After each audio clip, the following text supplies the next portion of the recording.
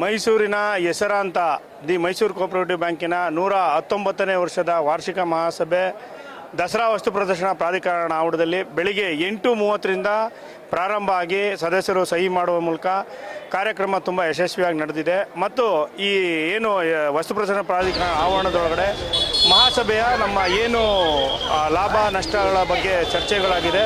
ಅದು ಕೂಡ ಕಾಳಿಂಗರಾವ್ ಗಾನ ಮಂಟಪದಲ್ಲಿ 10:30ಕ್ಕೆ ಶುರುವಾಗಿ ಒಂದು 12:30ಕ್ಕೆ ಅದು ಮುಕ್ತಾಯ ಆಗಿದೆ. ಆ ಸಭೆಯಲ್ಲಿ ನಿರ್ಣಯದಲ್ಲಿ ಸದಸ್ಯರುಗಳು ಕೆಲವು ನಿರ್ಣಯಗಳನ್ನು ಮಂಡಿಸಿದರು, ಅದಕ್ಕೆ ಉತ್ತರಗಳನ್ನು ಕೂಡ ಕೊಟ್ಟಿದ್ದೀವಿ.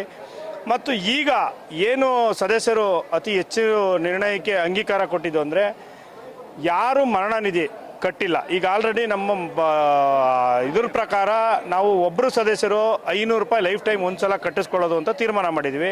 ಅದರಲ್ಲಿ ಕಳೆದ 4 ವರ್ಷದಿಂದನೂ ಅವಕಾಶ ಕೊಟ್ಕೊಂಡು ಬಂದಿದ್ವಿ. ಈ ಮಹಾಸಭೆಯಿಂದ ಮುಂದಿನ ಮಹಾಸಭೆಗೆ, ಈ ಮಹಾಸಭೆಯಿಂದ ಮುಂದಿನ ಮಹಾಸಭೆಗೆ, ಈ ಮಹಾಸಭೆಯಿಂದ ಮುಂದಿನ ಮಹಾಸಭೆಗೆ ಅಂತೇಳಿ ನಾವು ಮುಂದೆ 4 ವರ್ಷದಿಂದ ಕಾಲಾವಕಾಶ ಕೊಟ್ಕೊಂಡು ಬಂದಿದ್ವಿ.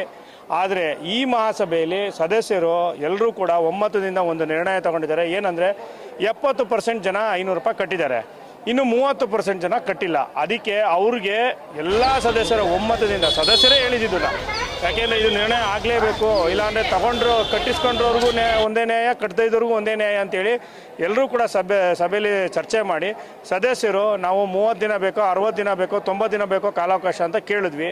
ಆದರೆ ಸದಸ್ಯರು ಅತಿ ಹೆಚ್ಚು ಬೆಂಬಲ ಸೂಚಿಸಿದ್ದು ಡಿಸೆಂಬರ್ 31, 2025 ಯಾರ್ಯಾರು ಮರಣ ನಿಧಿನ ಕಟ್ಟಿಲ್ಲ ಅಂಥವ್ರನ್ನ ಅಷ್ಟರೊಳಗಡೆ ಕಟ್ಕೊಳ್ಳಿ. ಅದು ನೆಕ್ಸ್ಟ್ ಜನವರಿ 1, 2026ರಿಂದ ಯಾರು ಕಟ್ಟಿಲ್ಲ ಅವರು ಮರಣ ನಿಧಿಗೆ ಅರ್ಹರಾಗಿರಲ್ಲ. ಶೇರ್ ಮೆಂಬರ್ಸ್ ಮಾತ್ರ ಅವ್ರದ್ದು ಇದ್ದೇ ಇರುತ್ತೆ. ಶೇರ್ ಮೆಂಬರ್ಸ್ ಯಾವುದೇ ಕಾರಣಕ್ಕೂ ಅವ್ರದ್ದು ಏನು ತೊಂದರೆ ಆಗಲ್ಲ. ಆದರೆ ಮರಣ ನಿಧಿಗೆ ಮಾತ್ರ ವಂಚಿತರಾಗ್ತಾರೆ. ಅದಾಗದೇ ಇದ್ದಂಗೆ ದಯವಿಟ್ಟು ಇನ್ನು ಯಾರು ಕಟ್ಟಬೇಕು ನಮ್ಮ ಶೇರ್ ಸದಸ್ಯರು, ಅವರು ಡಿಸೆಂಬರ್ 31, 2025 ಅಷ್ಟರೊಳಗಡೆ ದಯಮಾಡಿ ಎಲ್ಲರೂ ಕೂಡ 500 ರೂಪಾಯಿ ಮರಣ ನಿಧಿನ ಕಟ್ಟಬೇಕು ಅಂತ ಈ ಮೂಲಕ ಕೇಳ್ಕೊತಾ ಇದ್ದೀವಿ. ಪ್ರತಿ ಮಹಾಸಭೆಯಲ್ಲೂ ನಾವು ಮರಣ ನಿಧಿ ಕಲೆಕ್ಟ್ ಮಾಡೋಕ್ಕೆ SB ಖಾತೆ ಮಾಡೋದಕ್ಕೆ ನಾವು ಕೌಂಟ್ರ್ಗಳನ್ನ ಹಾಕಿದ್ದೀವಿ. ಪ್ರತಿ ವರ್ಷವೂ ಆಗ್ತಾಯಿದೆ. ಆದರೆ ಈ 31ರೊಳಗಡೆ ದಯಮಾಡಿ ಎಲ್ಲರೂ ಕಟ್ಟಬೇಕು ಅಂತೇಳಿ ಈ ಮೂಲಕ ಪ್ರಾರ್ಥನೆ ಮಾಡಿ ಕೇಳ್ಕೊತೀನಿ.